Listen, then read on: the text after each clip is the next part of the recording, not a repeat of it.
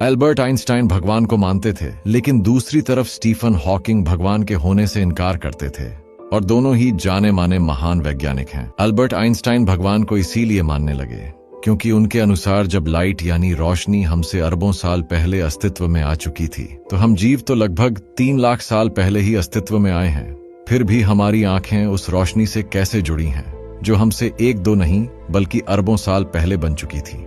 जैसे मान लो 13 अरब साल पहले बिग बैंग हुआ, यानी ब्रह्मांड अस्तित्व में आया, और इसके 90 करोड़ साल बाद पहला रोशनी का सोर्स बना, और फिर समय में आगे लगभग 13 अरब साल बाद हम बने। तो अगर हम अपने आप किसी इत्तेफाक घटना से बने होते तो हमारे पास आंखें भी नहीं होनी चाहिए थी, क्योंकि हमारी बॉडी को कैसे पता चला कि हमसे अरबों साल पहले लाइट अस्तित्व में है, और उसको देखने के लिए आंखें होनी चाहिए, और हमारी आंखें भी सिर्फ लाइट को देखने के लिए ही बनी हैं। और दूसरी तरफ स्टीफन हॉकिंग भगवान को कई कारणों से नहीं मानते थे, जिनमें से एक छोटा सा कारण यह है कि अगर हम सिर्फ इस ग्रह पर रहने के लिए बने हैं तो फिर हमारी सोच से बड़ा ब्रह्मांड कोई क्यों बनाता, और अगर इतना बड़ा ब्रह्मांड बना ही दिया तो हम भी ब्रह्मांड में कहीं भी जाने योग्य होने चाहिए थे। साथ ही उन्होंने ये भी कहा था कि गुरुत्वाकर्षण वो नियम है जिसकी वजह से ब्रह्मांड अपने आप शून्य से शुरू हो सकता है। उनके अनुसार अगर आप ग्रेविटी यानी गुरुत्वाकर्षण को अच्छे से समझ जाते हैं तो आप भी जान जाओगे कि